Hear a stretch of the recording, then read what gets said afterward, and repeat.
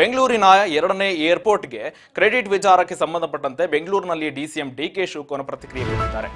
First Mekedatu ಬಗ್ಗೆ ಕೊಡಿಸಲಿ ಕೇಂದ್ರ ಅನುಮತಿಯನ್ನ ದೇವೇಗೌಡರು ಕೊಡಿಸಲಿ, ಈ ಬಗ್ಗೆ ಈಗ ಎರಡನೇ ಏರ್ಪೋರ್ಟ್ ಬಗ್ಗೆ ಮಾಡೋದು ಯಾಕೆ ಅಂತ ಈಗ ಪ್ರತಿಕ್ರಿಯೆ ಕೊಟ್ಟಿದ್ದಾರೆ. ತುಮಕೂರಿನಲ್ಲಿ ಮಾಡಬೇಕಾ, ನೆಲಮಂಗಲದಲ್ಲಿ ಮಾಡಬೇಕಾ ನೋಡಿದ್ದೇವೆ, ಇನ್ನು ಯಾವುದೂ ಫೈನಲ್ ಆಗಿಲ್ಲ, ಎಲ್ಲಿ ಮಾಡಬೇಕು ಅನ್ನೋ ವಿಚಾರಕ್ಕೆ ಸಂಬಂಧಪಟ್ಟಂತೆ ಕೇಂದ್ರದ ಅನುಮತಿಯನ್ನ ದೇವೇಗೌಡರು ಕೊಡಿಸಲಿ,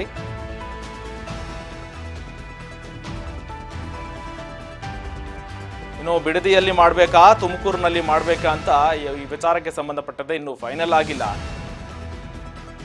ಬೆಂಗಳೂರಿನ ಎರಡನೇ ಏರ್ಪೋರ್ಟ್ ಕ್ರೆಡಿಟ್ ವಿಚಾರಕ್ಕೆ ಸಂಬಂಧಪಟ್ಟಂತೆ ಡಿಕೆ ಶಿವಕುಮಾರ್ ಈಗ ಪ್ರತಿಕ್ರಿಯೆ ಕೊಟ್ಟಿದ್ದಾರೆ. ಕಾವೇರಿ ಮೇಕೆದಾಟು ಪರ್ಮಿಷನ್ ಕೊಡಿಸ್ತೀನಿ, ಒಂದೇ ದಿನಕ್ಕೆ ಪ್ರೈಮ್ ಮಿನಿಸ್ಟರ್ ಸೈನ್ ಹಾಕ್ತೀನಿ ಅಂತ ಹೇಳಿದ್ರಲ್ಲ, ಫಸ್ಟು ಅದು ಮಾಡಲಿ ಆಯ್ತಾ.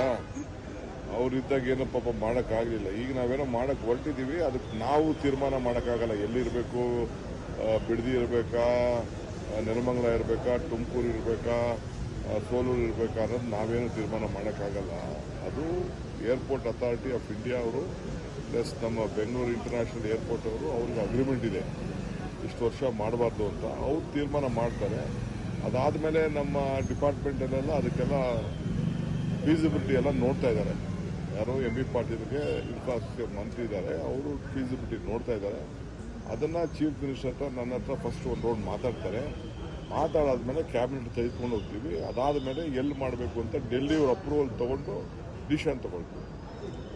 ಇದು ನಾವು ಸುಮ್ಮನೆ ನಾನು ಏಕಾಬೇಕು, ನನಗೆ ಆಸೆ ಇರ್ಬೋದಪ್ಪ ನನ್ನ ಇಲ್ಲಿ ಮಾಡಲಿ, ನಮ್ಮೂರಲ್ಲಿ ಮಾಡಲಿ ಅಂತ ಹಂಗೆಲ್ಲ ಮಾಡೋಕ್ಕಾಗಲ್ಲ. ಅದು that is A very scope ಇದೆ.